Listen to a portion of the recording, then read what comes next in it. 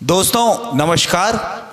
Secret of law में जो कार्यक्रम प्रतिदिन आप देख रहे हैं व्यूअर्स गर्जना पेज के माध्यम से आपका स्वागत है।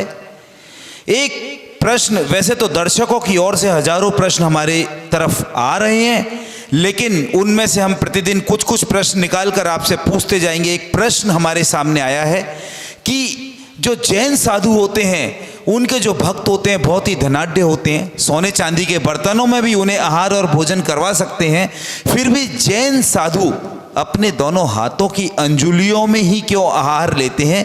इस रहस्य के ऊपर से गुरुदेव पर्दा उठाएं। सीक्रेट ऑफ लॉ में प्रश्न यह आया कि दिगंबर जैन संत खड़े होकर के अपने दोनों हाथों की एक दूसरे से जोड़ करके इसे अंजलि कहते हैं, और साधु जब तक उनका आहार चलता है तो ये दोनों हाथ अलग नहीं होते, और जैन साधु कभी आहार ऐसे नहीं करते, ये दोनों हाथ ही जुड़े रहेंगे।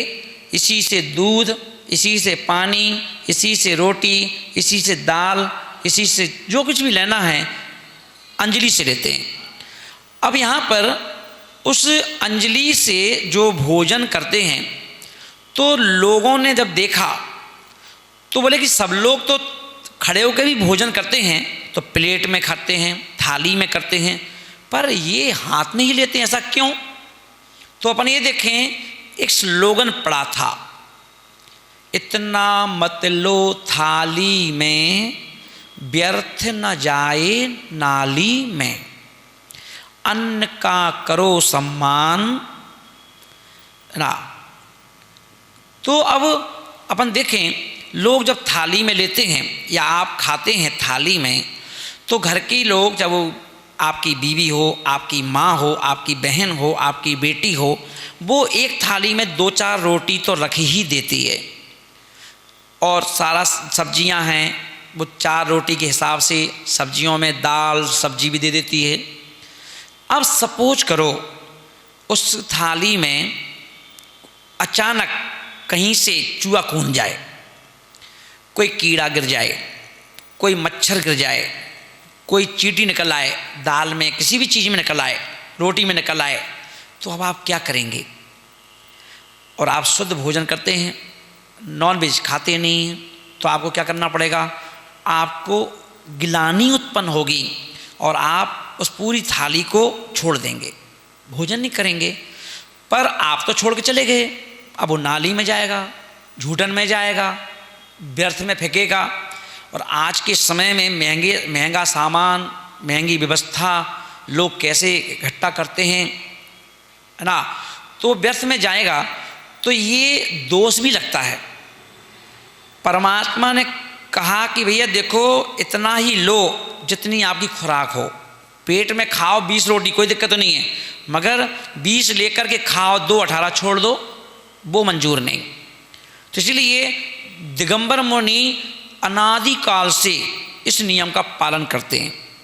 वो अंजलि में इसलिए भोजन लेते हैं, इसके पीछे लॉजिक यह है कि आप 4 रोटी रख लेते हो थाली में, 2 रख लेते हो, पर ये दिगंबर मुनि एक रोटी के 4 पीस बनाते हैं, और एक पीस 1/4 एक रोटी का, उस एक टुकड़े को देख करके, उसे खोल करके, उसमें कोई चींटी तो नहीं, कोई बाल तो नहीं है, और फिर उसमें सब्जियों से भी, जो कटोरी दाल है, एक कटोरी सब्जी है किसी के हाथ में, उसमें से मात्र 1-1 चम्मच लेते हैं।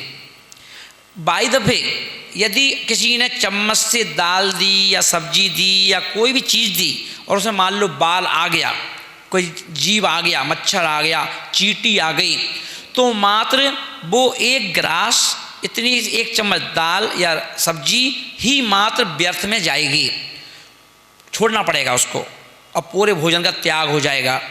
और आकर के वो अपने गुरुदेव से 1 गिलास गिरा कर के जो आए हैं, भूखे रह गए, भोजन छूट गया, आहार नहीं हो पाया, 24 घंटे में तो पहले ही गए थे, अब 48 घंटे बाद मिलेगा, वो कुछ मतलब नहीं, मायने रखता। मायने रखता है ये कि तुमने एक गिलास रोटी का जो गिराया है ये अपराध है, इसका प्रायश्चित लो। और गुरु फिर उन्हें प्रायश्चित देते हैं, एक रस का त्याग या एक नमोकार मंत्र की माला, है ना। इस प्रकार से कि आपने, ठीक है आपकी गलती नहीं है, मगर फिर भी आप निमित्त बने हो उस व्यर्थ में गिराने में। तो इसलिए साधु को कहा गया थाली में लोगे तो आपकी तरह बहुत ज़्यादा मिल जाएगा, और साधु के लिए कौन ज़्यादा कम रखेगा। तो इसलिए उनका नहीं, हाथ में लेंगे हम, इतना सा हाथ है, अब इतने से हाथ में एक रोटी का टुकड़ा ही काफ़ी है, एक चम्मच दाल काफ़ी है, इतनी में अंजलि भर जाती है। वो आराम से धीरे से देखते हैं, देख करके अंगूठे से उसको यहाँ आगे पीछे करके और फिर उसके बाद धीरे से खाते हैं। और इस प्रकार से अपने पेट में जो अपनी जितना भोजन को लेना है वो एक एक भोजन करके, यानी एक रोटी को भी 4 बार में ले करके फिर उसको खाते हैं। तो इसलिए साधु के लिए कहा गया कि आप अंजलि में आहार इसलिए लें कि जिससे हम अपने अन्न की रक्षा कर सकें और वह व्यर्थ में ना जाए। इसीलिए साधु अपनी अंजलि में आहार लेते हैं। तो आप भी सब्सक्राइब कीजिए हमारे चैनल को और बेल आइकॉन को दबाइए हमारी लेटेस्ट वीडियो सबसे पहले देखने के लिए।